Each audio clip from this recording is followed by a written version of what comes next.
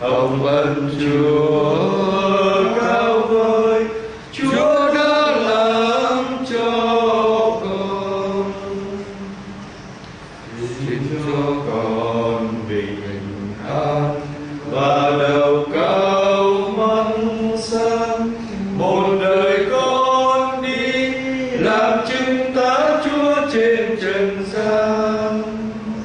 Xin cho con nghèo khó, cuộc đời bao nguy khó, đời hạnh phúc con là chính Chúa gia nghiệp trọn đời. Biết lấy gì cảm mến, biết lấy chi bao đền, hồng ân Chúa cao vời, Chúa đã làm cho con. Cung kính đọc Tin Mừng theo Thánh Matthew. Không phải bất cứ ai thưa với Thầy lạy Chúa là được vào nước trời cả đâu, nhưng chỉ ai thi hành ý muốn của Cha Thầy là đấng ngự trên trời mới được vào mà thôi. Trong ngày ấy có nhiều người sẽ thưa với Thầy rằng: lạy Chúa, nào chúng tôi đã chẳng từng nhân danh Chúa mà nói tiên tri, nhân danh Chúa mà trừ quỷ, nhân danh Chúa mà làm nhiều phép lạ đó sao? Và bây giờ Thầy sẽ tuyên bố với họ: ta không hề biết các ngươi, xéo đi cho khuất mắt ta với bọn làm điều gian ác. Vậy ai nghe những lời Thầy nói đây mà đem ra thực hành thì biết được như người khôn xây nhà trên đá, dù mưa sa nước cuốn hay bão táp ập vào, nhà ấy cũng không sụp đổ vì đã xây trên nền đá. Còn ai nghe những lời Thầy nói đây mà chẳng đem ra thực hành thì biết được như người ngu dại xây nhà trên cát, gặp mưa sa nước cuốn hay bão táp ập vào, nhà ấy sẽ sụp đổ tan tành. Đó là lời Chúa. Lời Chúa Kitô, lời khen Chúa.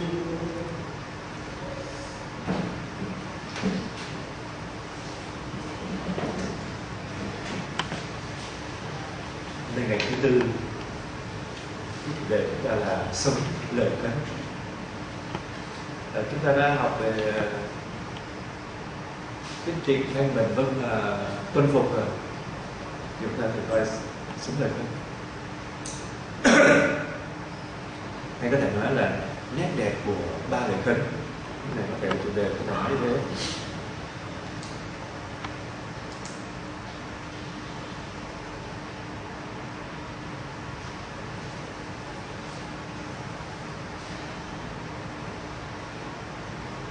Vì một số người tiêu cực, nhát đảng, họ cho rằng là cái việc mà khấn trầm nó là cái điều gì mà o ép, và ngay cả những tu sĩ không ưa đó cũng cho thấy những lời khấn trầm là gì o ép, mất tự do. Trong khi những người con gọi, những người môn đệ chân chính của Đức Kitô thì nhận ra rằng ba lời khấn ròng này giúp họ triệt tiêu 7 mối tội lỗi, giúp họ thuộc về Chúa Kitô hơn, giúp họ đi vào trong thánh ý Chúa một cách nhẹ nhàng và tốt đẹp hơn, và sức sống dồi dào hơn. Nên chúng ta thấy có những cái người sống kết tịnh một cái vui lòng khi mà họ thấy cái đẹp đó, họ vui lòng sống. Tôi không phải là tôi phải khó chịu hay bực bội gì tôi khấn là khấn kết tịnh không. Tôi không là tôi đừng đó là một niềm vui. Vì sao? Tôi được rảnh ra, tôi được thuộc về Chúa trọn vẹn hơn. Thông tin của tôi cũng chia sẻ. Và người có gia anh em có gia đình có thể họ cũng có mức độ thánh thiện, nhưng mà chính Thánh Phaolô nói rằng vì họ phải làm đẹp lòng vợ, đẹp lòng chồng, trái tim để chia sẻ. Nên chúng ta có nhìn được nét đẹp đó, chúng ta sống một cách tự do, chúng ta sống một cách hạnh phúc trong đời tu, không phải là bị o ép hay là không bảo là bị khó chịu nữa. Chính ba lời khấn này giúp tôi triệt tiêu những đam mê đó, làm tôi được nhẹ nhàng theo Chúa Kitô, tôi làm môn đệ với Kitô. Và chính tôi thấy được Thánh Ý Chúa được thể hiện qua bề trên, qua luật trời, mà nó một cách cụ thể là nó qua ba lời khấn trần mà chúng ta cam kết, làm chúng ta nhẹ nhàng thôi đó. Cũng như giờ phải bảo thanh niên vác bao gạo 50 kg đi được 5 cây số giao cho người ta, chắc về cũng vẹo lưng, tối ngủ rê mình, đúng không ạ? Nhưng mà giờ bảo thầy giao gạo lấy xe ra chở đi thì sao? Nhẹ nhàng, đúng không? Sao chở 100 kg được nữa? Vậy cái xe ra nó là một cái phương tiện để chúng ta chu toàn cái việc chúng ta phải làm, một phần chúng ta phải tốt đẹp. Cũng vậy, ba lời khấn là một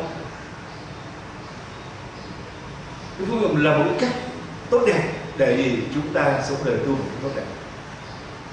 Nhưng nếu anh có xe Honda mà xe Honda bị xẹp lốp thì sao?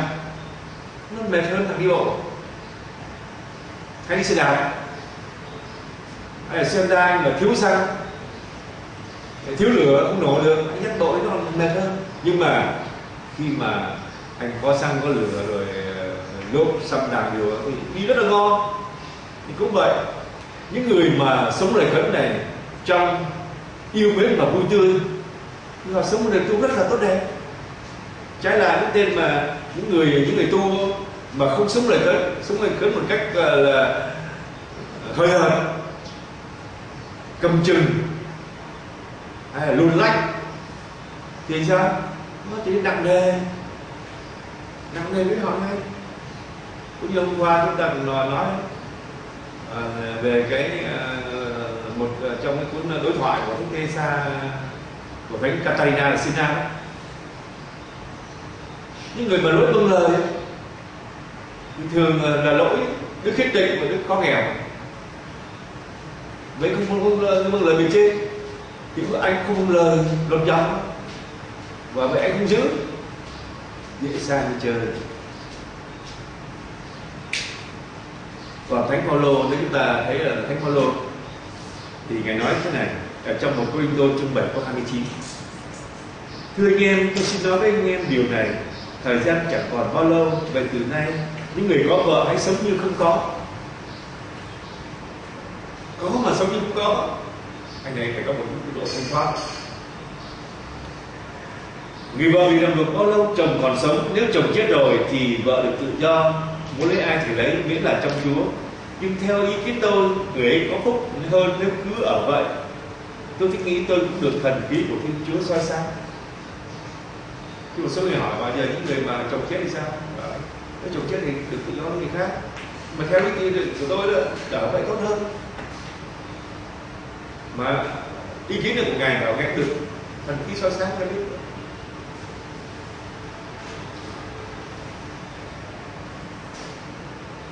Và trong thư gửi cho Timôthê thư thứ 2 chương 1 câu 7, ngài nói thế này: Thiên Chúa đã chẳng ban cho chúng ta một thần khí làm cho chúng ta trở nên nhút nhát, nhưng là một thần khí khiến chúng ta được đầy sức mạnh, tình thương và biết tự chủ. Thần khí ban cho sức mạnh, tình yêu, tự chủ đấy, chúng ta sống đời một cách tốt đẹp. Và khi mà chúng ta yêu mến Chúa rồi, chúng ta chu toàn Phật, chúng ta sống đời tu nó rất là ngon và tốt đẹp.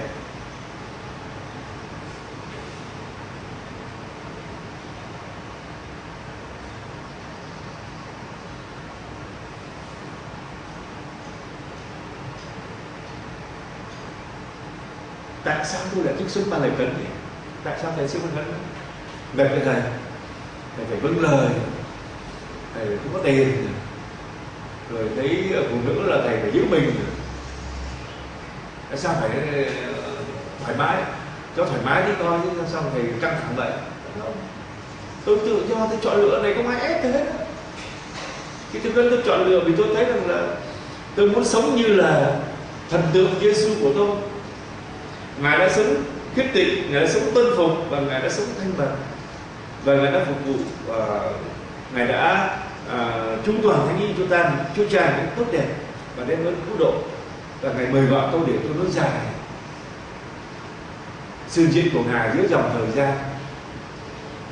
Tôi trở nên, và tôi cảm thấy là nhẹ nhàng lắm. Tôi chẳng bị khấn bao giờ hết, mà tôi được khấn.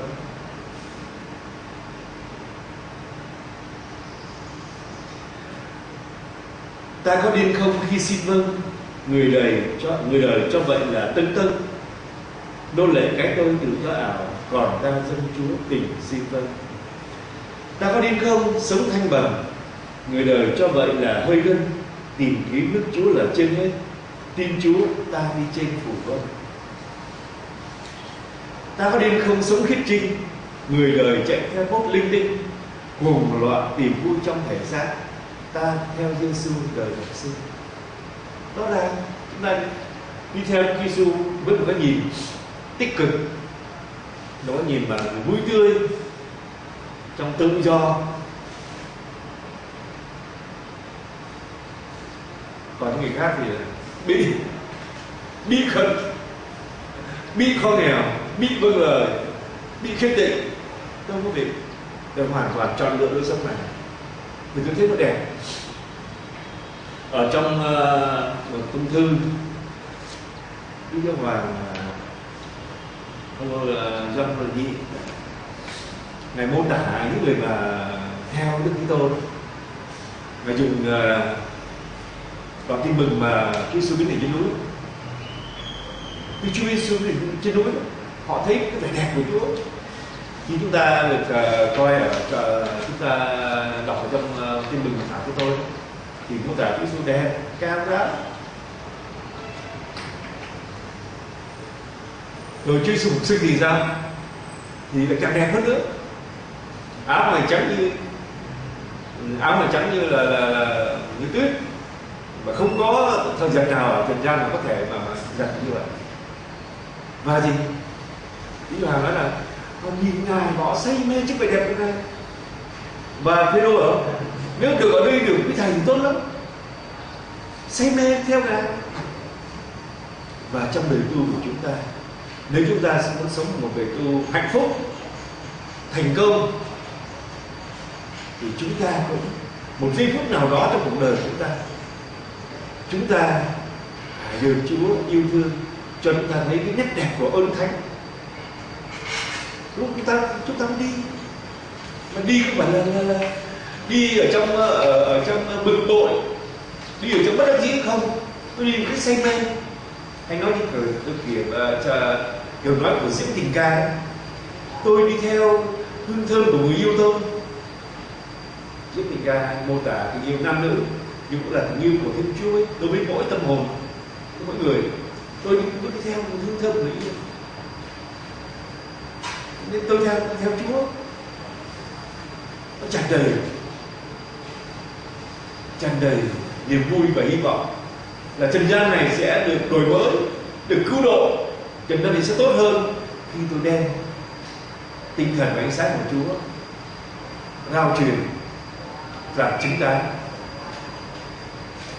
Khi học ở anh Văn ở Wall Street Alice, có bà Nico, thì anh khi gặp bà đây, anh bảo anh gì phò, cái bà quay lại sau khi mà gặp hỏi cái câu, cái lúc mà cái nói là tôi nói đùa nhé, tại vì nói bằng tiếng Anh này, bảo tại sao Nico đi tu? Không nào Nico đi tu vì Nico thất tình, hoặc là Nico thất trí, hoặc là Nico thất vọng. Cái bạn ấy không, tôi đi tu là vì tôi yêu Đức Phật. Cách bảo ủa, Nico đâu thấy Đức Phật mà Nico yêu? Được dùng lập luận của Thomas Đông Đồ đó. Cái bà bảo, và xin lại lúc cái bài đó, tôi Đức Phật là vì tôi được nghe cái lời giảng dạy của ngài. Mà thực sự như vậy, khởi sự từ Đức Phật thất vọng về cuộc sống, thế ta khổ quá, đi ra bốn cửa thành, sinh bệnh lão tử đều khổ, thất vọng cuộc sống, vậy tìm một cái lối để giải quyết của nó. Nhưng còn người tu không giáo chúng ta là đi tu và mang một niềm hy vọng tràn đầy ở trong tim này, sống như Đức Giêsu. Ở trong huấn thị những chỉ dẫn về việc huấn luyện trong các hội dòng số 13 như thế này, nó nói để cái nét đẹp của ba lễ khấn phải đi về lễ quyết định. Khích tịnh giúp các tu sĩ sắp đặt lại bản thân. Sống khích tịnh mang lại cho các tu sĩ tính thống nhất mà các tu sĩ đánh mất khi để cho tâm trí mình tản mát.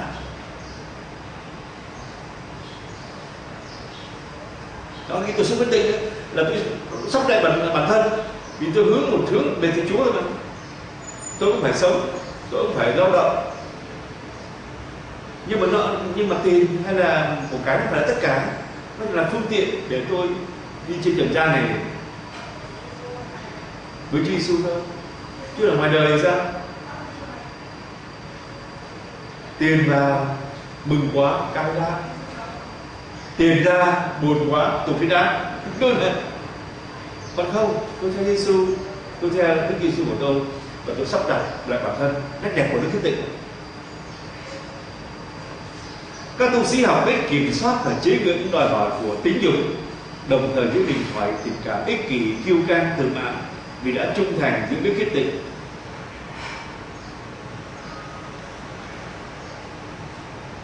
Nhờ ý chí và nhất là nhờ ơn Chúa, vì Chúa gọi tôi nên Chúa ban ơn cho tôi. Tôi kiểm soát và chế ngự được đòi hỏi của tính dục. Để gì? Năng lực của tôi phục vụ nước Thiên Chúa.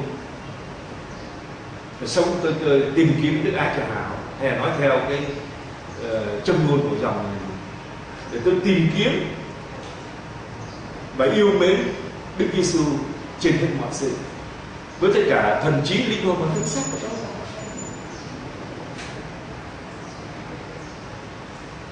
Tôi không có gọi đi giả sử như tôi không có gọi tôi là gia đình, tôi mà mang tiền về là vợ tôi nó kèo nhèo lên, tôi phải khổ lắm. Tôi làm không được, con nhiều nhóc không có cơm ăn, không có tiền có tiền học, không có tiền đi bệnh viện, và tôi là tâm trí tôi đến bờ và tôi phải lao vào bằng mọi cách. Nhưng đi theo Chúa, tôi chọn một nếp sống giản dị, như là hôm chúng ta nói về Thanh Bẩn, và tôi tham dự nếp sống đó, tôi có sự phục vụ chung, và để tôi gì? Tôi tìm kiếm sự công chính của Thiên Chúa, Đức Thiên Chúa và sự công chính này trước mọi sự. Còn thông thường đa số những người giáo dân thì tìm kiếm mọi sự trước, còn như giờ thì sao? Tìm kiếm Đức Thiên Chúa. Và tu sĩ ta được bởi đặc biệt mà tìm kiếm Đức Thiên Chúa, sự công chính này trước, mà cũng phải tránh cái gì trong cái nét đẹp này nó đẹp. Nên nhiều người quý trọng các tu sĩ vì họ sống quyết định, mà thấy họ cũng sống được. Vừa qua năm ngoái chúng ta đi dự cái trại hè ở Chí Hòa, sáng ra tập thể dục, đúng không nào? Thầy Tuấn là bây giờ là cha Tuấn làm hướng dẫn viên phải không? Lắc cái vai, lắc cái mông rồi có ông bằng giáo những anh đứng sau mà trời nhìn mấy bà lắc mông chịu không nổi thầy ơi. Cái gì ngạc thế mà ủa sao không nổi?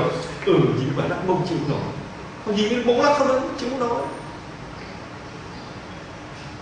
Nhưng mà tôi theo Đức Kitô, tôi sẽ nhìn coi cho bình thường, tôi kiểm soát được chế ngự đó, nên họ thấy cái đẹp, họ quý trọng, họ kính trọng. Và ngược lại mình phải có sự kính trọng cái mực sống của họ.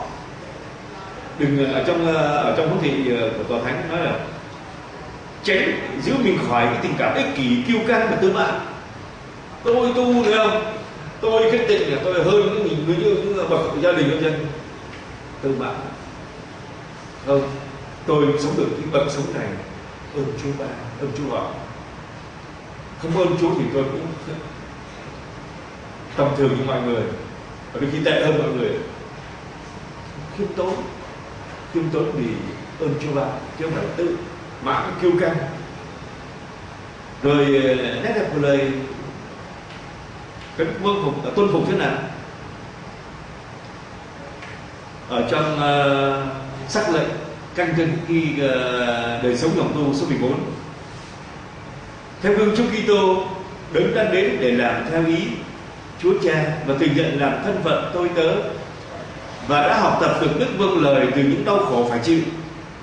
Các tu sĩ được Chúa Thánh Thần thúc đẩy, họ lấy đức tin mà tuân phục các bề trên đại diện Thiên Chúa, và nhờ các ngài hướng dẫn họ phục vụ mọi anh em chị em trong Chúa Kitô như chính Chúa Kitô vì tuân phục Chúa Cha đã phục vụ anh chị em và hiến mạng sống mình để cứu chuộc mọi người.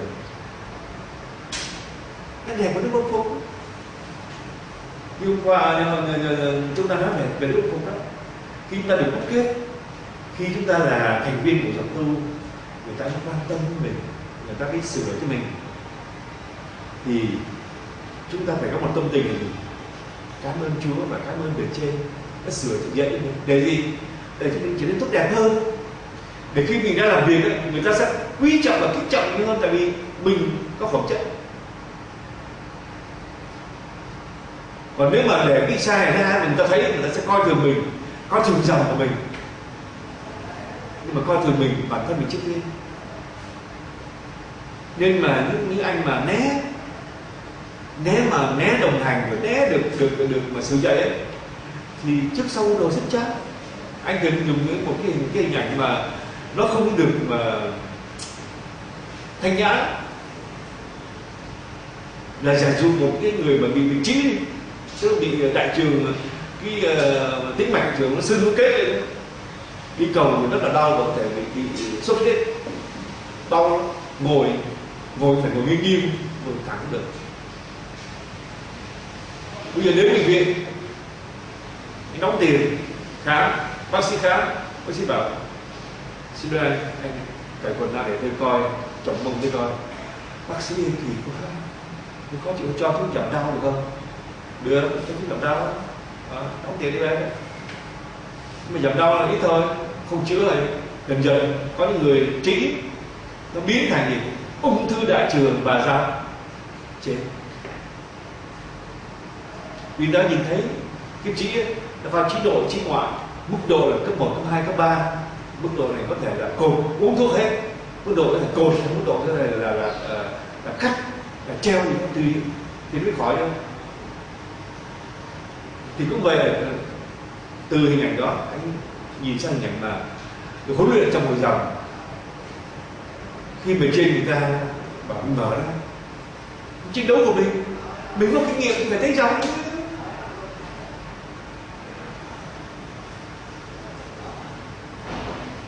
Có nhiều thứ ở nhà nên thánh mình cứ giấu thôi. Sao mà mở ra cái này nó tự do ép buộc đâu, tự mình tới bây giờ đâu ai biết mình tự vào dòng đâu. Mục đích gì? Để theo Chúa Kitô. Nên ngầm hiểu là anh tự do để mở ra cho người ta, chữa trị cho anh, vết thương cho anh, để thực sự anh trở thành những người mạnh khỏe về cái cạnh tâm linh. Chứ đâu quyết định, chứ đâu ra gặp cô nào đẹp, anh bà nào đẹp ấy, về được khi chia trí ngủ là cứ thao thức, chứ đâu không vượt qua được. Bảo chia sẻ không chịu chia sẻ, lúc này không thấy em ra chắc là về nhà với mẹ không hợp bây giờ. Đâu dám nói là vì em nhìn cái em thì cam dỗ tình dục quá chịu không nổi. Đâu thế nào mà có khiêm tốn nói gì đâu. Mình mở ra cho ta dạy mình chiến đấu làm sao, cầu nguyện làm sao, cách nào để mà vượt qua. Mình không biết thì phải tới rằng để ta chỉ mình, mà cứ giấu che giấu thì sao? Chịu chết đừng gọi, không chết không. Hay 3-4 năm trước đó, lúc mà cha Dũng làm tập sư ở Damascus, Ngài mời lên nói về bài là sống cái tịnh trong nguyên và vui tươi. Ngài có nói là có một số tập sinh vì họ lấy gọi là từ các nhà mà cho sinh viên ở đó, sinh viên thường có đạo ở, rồi trong số người đó thì họ hướng dẫn đạo đức, rồi trong số đó có người mà thấy về cũng tu. Nhưng mà có những anh mà bảo là có những anh mà trong thời sinh viên theo phim sách, bạn bè ở trọ với bạn bè trước khi vào trong nhà chung thôi, theo phim sách, rồi khi vào nhà tập đi hình ảnh nó ám ảnh nó chịu không nổi. Xin ra anh đã khiêm tốn được ra, xin lỗi cho nên trước con coi phim sách mà bây giờ nó ám ảnh con chịu không nổi, xin ra hay một vài anh chạy giúp nó đó. Có cách để mà ấy, mình phải mở ra để người ta giúp mình chữa trị những vết thương ở bên trong tâm linh và trở nên người mạnh khỏe.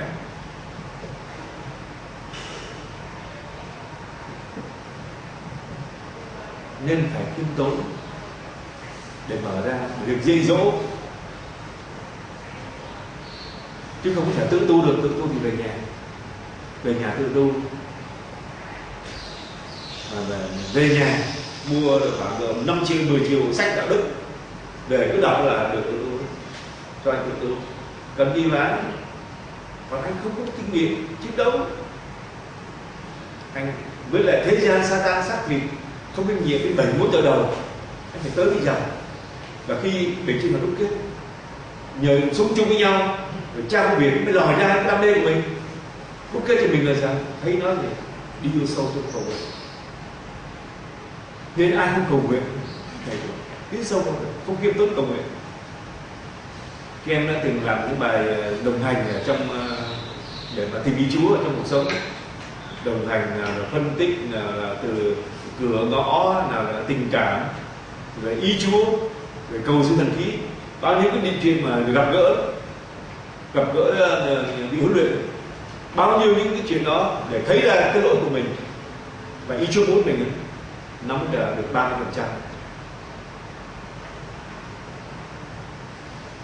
Bốn % nữa là gì? Là phải tới Chúa Giêsu trình bày cái nỗi khốn khổ, cái nỗi mà bất lực của mình, cái nỗi khốn nạn của mình, tội lỗi của mình với Chúa, và xin Chúa thương xót, ban ơn cho con. Rồi sau này Chúa lại đưa một cảnh tới, nếu mình công tác 3% đến 100%, chứ không phải là làm sách vở là sai sót không. Nên phải có tinh thần khiêm tốn cầu nguyện và cộng tác với ơn Chúa, chúng ta vượt qua được.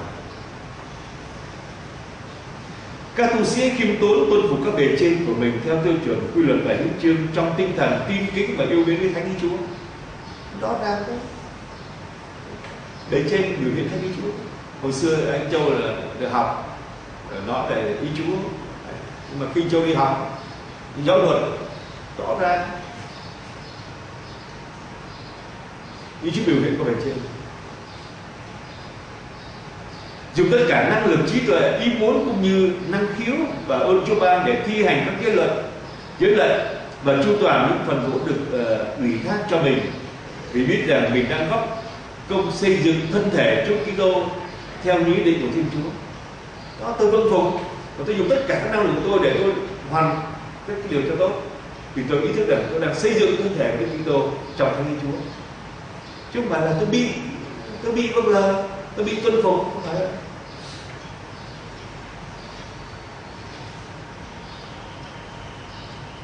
Vỗ vai anh đấy. Rồi đấy. Không cần đứng hơn.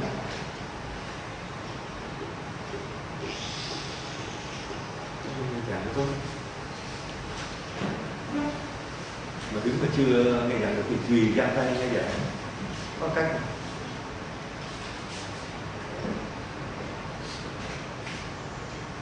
Rồi cái lời nét đẹp của lời khuyên thanh bần là sao? Lời khuyên của thanh bần là sao? Sống lời khuyên thanh bần trong việc tuân phục tuyệt đối Thánh Ý Chúa là biết dùng của cải đúng ý Chúa muốn và tích tác vào tình yêu Thiên Chúa quan phòng khi sống như phút hiện tại với tất cả niềm vui trong việc trước hết tìm kiếm nước Thiên Chúa và đức công chính của người. Còn tất cả những điều khác người sẽ thêm cho.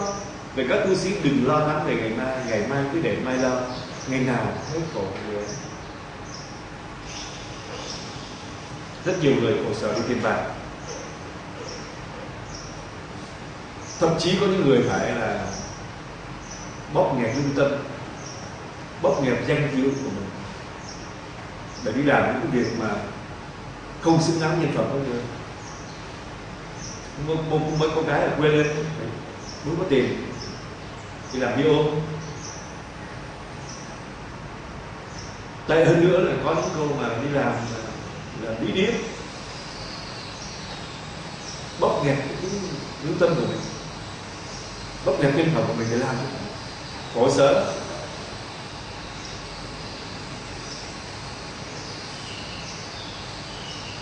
Trong khi chúng ta tiền bạc, chúng ta bằng lòng những gì Chúa ban cho mình, hàng ngày dùng đủ mà. Chúng ta chỉ cầu dùng đủ để vì chúng ta có những thời giờ để tìm kiếm nước Thiên Chúa. Phải nói là tìm kiếm sự sống của Chúa. Mỗi ngày tôi sống với Chúa và tôi cảm thấy Chúa sống ở trong tôi nhiều hơn. Đó là điều say mê. Mỗi khi tôi sống khít tịnh triệt để hơn, tôi thấy Đức Kitô xâm chiếm tôi hơn. Mà kinh nghiệm của Thánh Phaolô đó, tôi sống nhưng không phải là tôi sống mà Đức Kitô sống trong tôi. Chúng ta thấy rõ ràng khi chúng ta sống khít tịnh triệt để, chúng ta dứt khoát, không có thương lượng với nó, dứt khoát triệt để, chúng ta thấy Chúa Kitô sống trong chúng ta nhiều hơn. Chúng ta thấy tâm trí chúng ta được thu hút để Chúa nhiều hơn. Còn nếu chúng ta cứ mà lén lút hay là cứ lờ đờ để mà cái cám dỗ đó đi vào mình để thỏa mãn trí tưởng tượng của mình, Chúa Kitô có chỗ đâu mà vô. Đầy ở trong mình ra cái ham mê dục vọng, Chúa Kitô ở đâu vô được. Khi chúng ta sống tuân phục triệt để hơn, chúng ta noi gương Đức Kitô đứng bằng lời cái Đức chết, chúng ta đóng đinh cái tích xác thịt vào thập giá Chúa. Nói như kiểu Phaolô, Thánh Phaolô đó, như ai chồng mình Đức Kitô thì đóng đinh dục vọng và đam mê vào thập giá. Tôi theo Đức Kitô và tôi cảm thấy là khi tôi tuân phục, tôi thấy sự sống của Chúa. Mà chính điều này mới làm cho các tu sĩ và các thánh, các tu sĩ là luôn luôn cảm thấy tươi trẻ, tươi mới và tràn đầy hy vọng. Dù họ phải gặp khó khăn thử thách, dù họ gặp phải những cái đau khổ bên trong bên ngoài, nhưng mà khi họ sống ý của Chúa Kitô sống trong họ tràn đầy niềm vui. Đó mới là cái điều làm cho đời tu mình say mê đời tu mình. Rồi những cái lời đẹp của sư bà Thánh Bẩn, chúng ta không có lo về mai, không phải chúng ta là vô lo, chúng ta lo liệu nhưng không lo lắng. Chúng ta có trí óc là lo liệu và cũng đặt cái điều lo liệu ở trong thánh ý của Thiên Chúa, không sợ hãi, không lo lắng.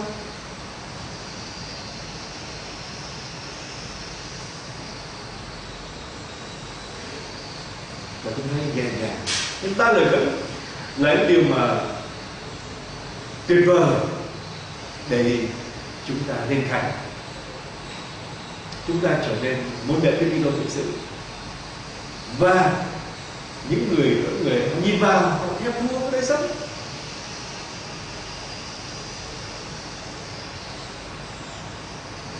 Mới gặp một phụ nữ kia là đã làm nó sao được khó chịu, không muốn sự. Mới ai đụng với ý điên mình là mình đã nhảy tưng lên rồi. Ai đụng của kẻ mình là mình đã là phát không được rồi. Mình nhẹ nhàng.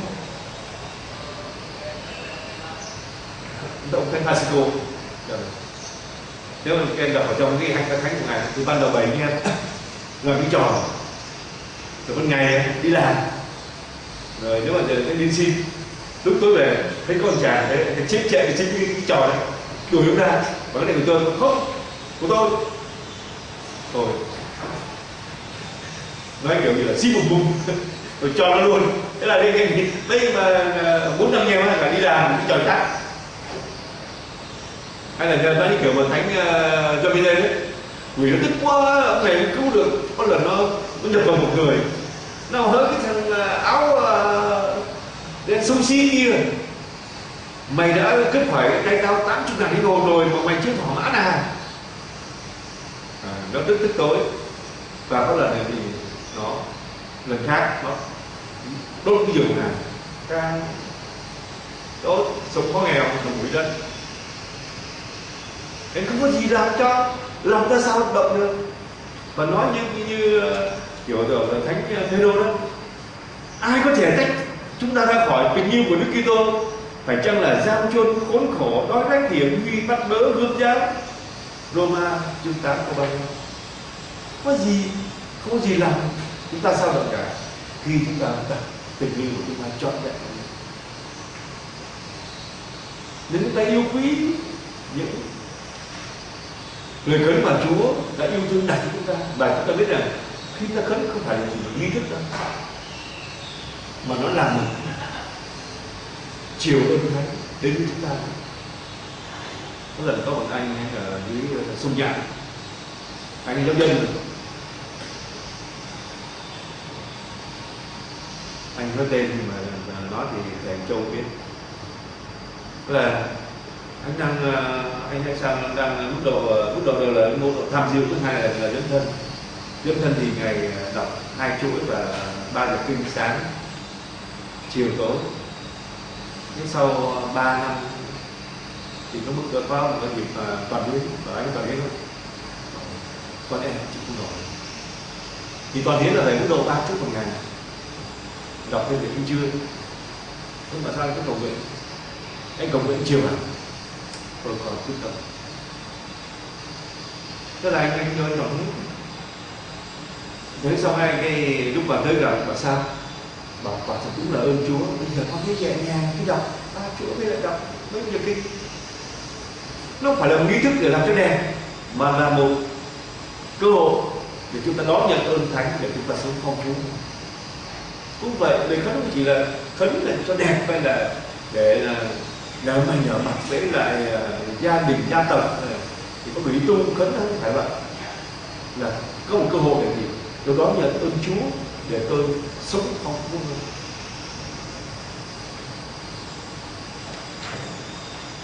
Để tôi được thu chọn về người tôi yêu dấu. Chúng ta sẽ nhận nên nói về nét đẹp của 3 lời khấn thế nào.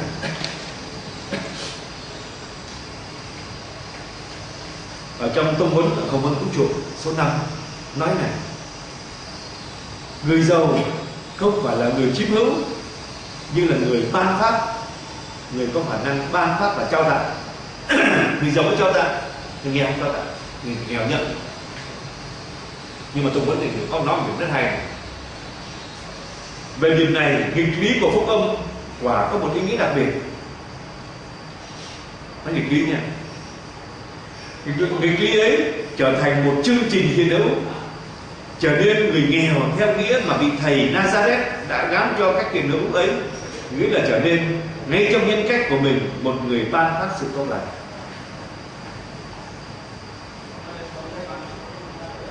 Khi chúng ta khấn thanh bẩn, những người nghèo sao chúng ta ban phát được? Nhưng mà khi ta sống ở trong cái mà vị thầy Nazareth gắn cho cách hiểu chúng ta, tu sĩ đó, người nghèo đó, thì chúng ta là người ban phát sự tốt lành. Nếu chúng ta linh mục thôi thì lại càng đúng nữa. Ban phát sự tốt lành. Người nghèo nó ban phát. Là ở trong câu vấn này nói đây là nghịch lý của phúc âm. Nên đó là một cách này. Tôi vui sống nghèo vì chính trong sự nghèo của tôi đó, Chúa dùng tôi để ban phát ân sự của mình. cho người khác.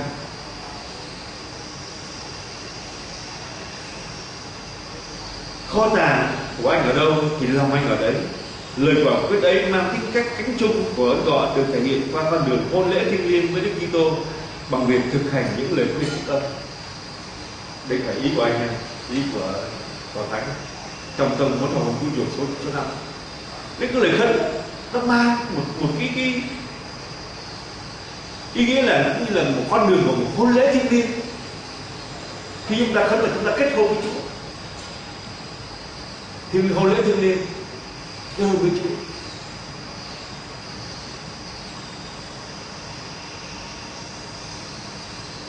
Vì lòng của anh là lòng ở đâu, kho tàng ở đâu thì lòng ở đó. Nếu là kho tàng chúng ta ở nơi Chúa, nên chúng ta có bài hát gì? Chúa là gia nghiệp đời con. Kho tàng ở đó, lòng đặt ở đó. Và không chỉ là một lời khấn, nhưng mà nó còn mang nghĩa là con đường hôn lễ thiêng liêng với Đức Kitô bằng việc thực hành lời Chúa. Và Đức Hoàng nói này, sự gớm chồng của các con được in dấu bằng sự giống như tình yêu trong cái tim Đức Kitô. Nó vừa có tính cách cứu chuộc, vừa có tính cách hôn ước. Cái lời khấn tức là được in dấu giống như là ở trong tình yêu, trong cái tim của Chúa.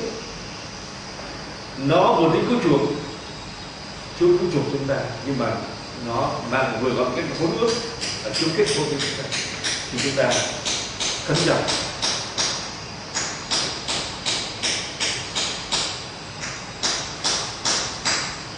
Anh chị em thân mến, việc khấn chồng đặt vào cái tim các con nam nữ tình yêu của Chúa Cha là chính tình yêu trong cái tim Đức Kitô đứng cứu chuộc trần gian. Tình yêu này nhằm đánh gục bộ ba đam mê của xác thịt, đam mê của con mắt và khi hãnh về cuộc sống. Chúa ở trong con người như gia tài của tội nguyên tổ. Rõ ràng đấy, không phải ý kiến của ai đâu, trong chỉ dẫn cái tông vấn của Phúc âm cứu chuộc số 9. Khi khấn chồng đặt trong chất tim của chúng ta tình yêu Đức Kitô, mà tình yêu này đấy, đánh gục, nhưng mà nó là vờ chứ, đánh gục bộ ba đam mê. Chứng dẫn điều này là chứng dẫn tư tưởng của Thánh Gioan trong đồ tâm mục tư Gioan. Đam mê xác thịt, đam mê của con mắt và kiêu hãnh về cuộc sống, tức là ba lời khấn.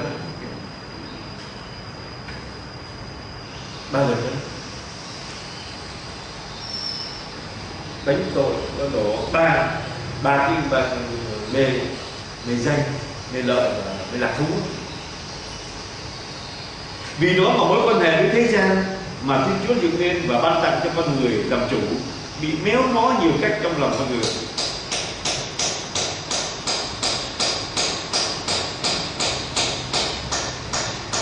Nên lời khấn càng làm cho con người cái sau đường giải thoát trở về sống với Thiên Chúa như ở trong vườn Eden xưa kia, vườn Eden xưa kia. Nơi đó thì con người được sống một cách thân mật với Thiên Chúa.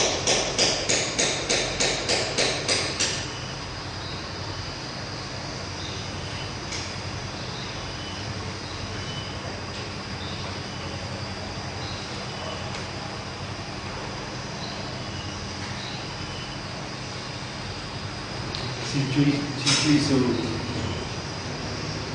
trong ánh sáng tình yêu của Ngài cho ban chúng ta, để chúng ta thấy cái kẻ của ban thành quân để khấn chồng, để chúng ta yêu mến ba lời khấn, chúng ta tuân giữ một cách triệt để tích cực, không phải cam lòng khấn, không phải bằng lòng, mà tôi vui lòng khấn.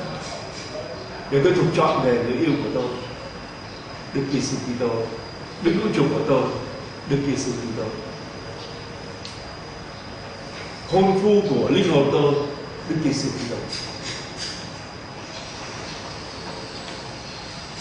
Và khi chúng ta sống biết chúng ta thấy cái đẹp của những lời khấn, và chúng ta sống như đó, chúng ta sẽ tôn vinh Thiên Chúa, và nhiều người sẽ nhận ra ý chí của Thiên Chúa khi chúng ta triệt để sống ba lạy tấm lòng. Để làm chứng là gì? Tôi đang sống một cuộc sống mà sau này khi sống lại chúng ta sẽ sống không dừng vợ là chồng nữa, và chắc chắn lối sống nào là được sự chúc lành của Chúa và được Chúa gọi thôi, và chúng ta hạnh phúc sống trong ơn gọi của Chúa. Amen.